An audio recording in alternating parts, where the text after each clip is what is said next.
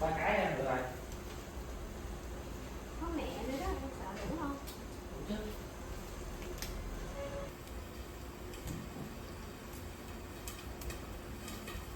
Anh ơi, cho chừng cháy anh ơi. Có cháy không vậy anh ơi?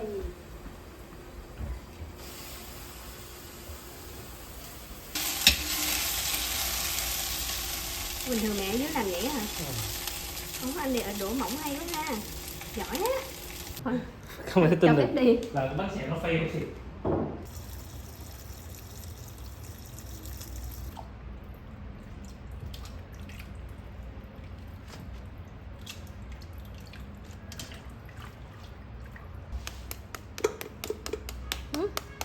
Em không nhớ. Làm bài bản gì hả? Trời. Trời trời trời.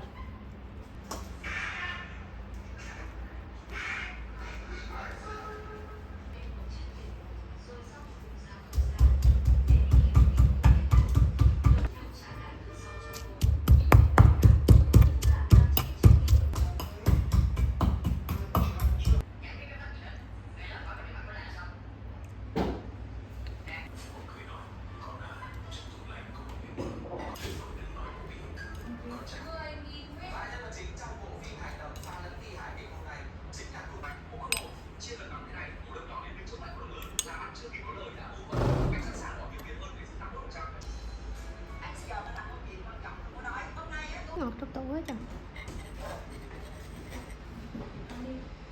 Lấy nước đi.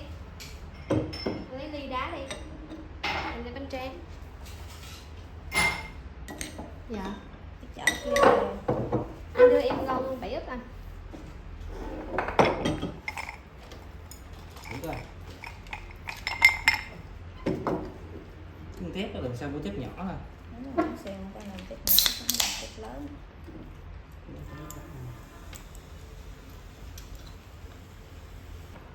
Phải không?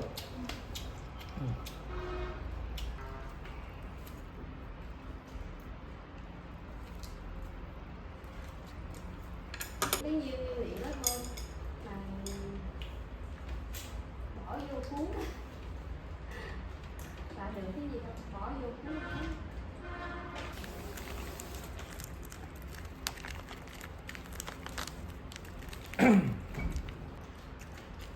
Tuy nó không được ngon như quán nhưng nó có kỷ niệm. Được hả mẹ?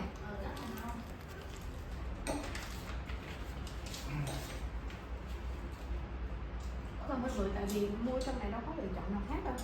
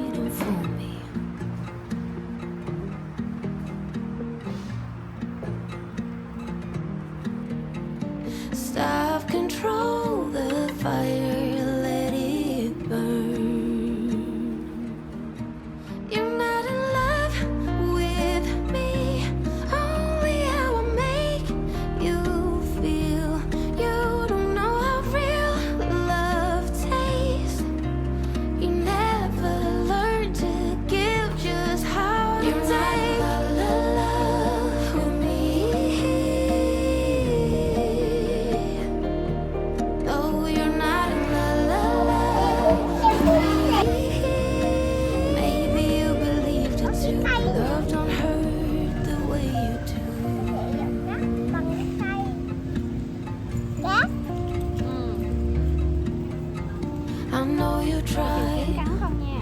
Mưa dữ quá nha. Baby, I know you tried. And daily I nearly died.